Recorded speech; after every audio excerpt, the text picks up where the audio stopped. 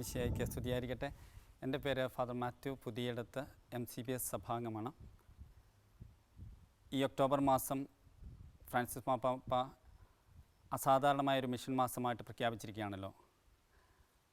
Maximum ഇല്ലൂത് എന്ന Benedict 15 മാർപ്പാപ്പയുടെ അപ്പോസ്തല ലേഖനത്തിൻ്റെ 100 വർഷങ്ങൾ പൂർത്തിയാകുന്നതിനോടനുബന്ധിച്ചാണ് ഇങ്ങനെയൊരു വർഷം മാർപ്പാപ്പ പ്രഖ്യാപിക്കുന്നത്. അതോടനുബന്ധിച്ച് ഫ്രാൻസിസ് മാർപ്പാപ്പ നൽകുന്ന സന്ദേശത്തിലും മാക്സിമം ഇല്ലൂതിലുമൊക്കെ വളരെ പ്രധാനമായിട്ട് പറയുന്നൊരു കാര്യം അൽമായ പങ്കാളിത്തത്തെക്കുറിച്ചാണ്.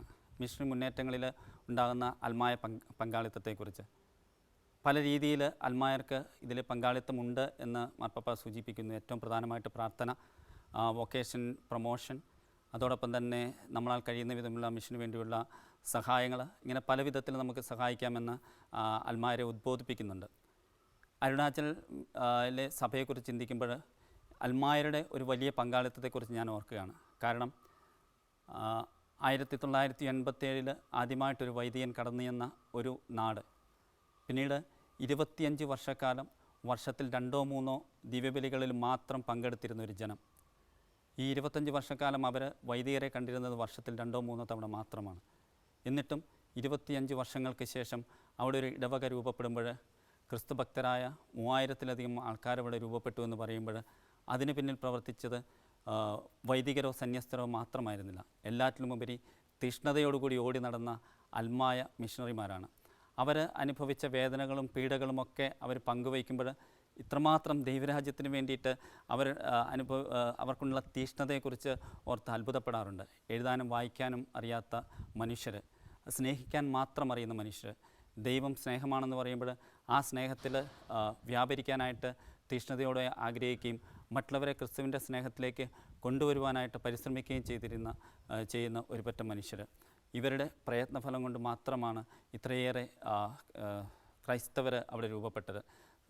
പ്രിയമുള്ളവരെ, നമ്മൾ ഓർക്കുക, നമുക്ക് ചെയ്യാനായിട്ട് ഒത്തിരി മേഖലകൾ ഒന്നുണ്ട്. ഭാരതത്തിനും പുറത്തും ക്രിസ്തുവിനെ അറിയാത്ത അനേകായിരങ്ങളുണ്ട്.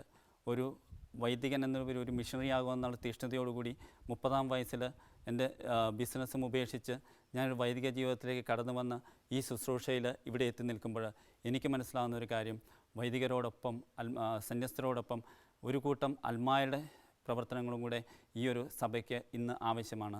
ഇത് ഇന്ന് ഈ കാലഘട്ടത്തിൻ്റെ ആവശ്യമാണ്. അതിനുള്ള ഉത്ബോധനമാണ്, പ്രബോധനമാണ് മാർപ്പാപ്പ നമുക്ക് നൽകുന്നത്. നമുക്ക് ചെവി കൊടുക്കാം.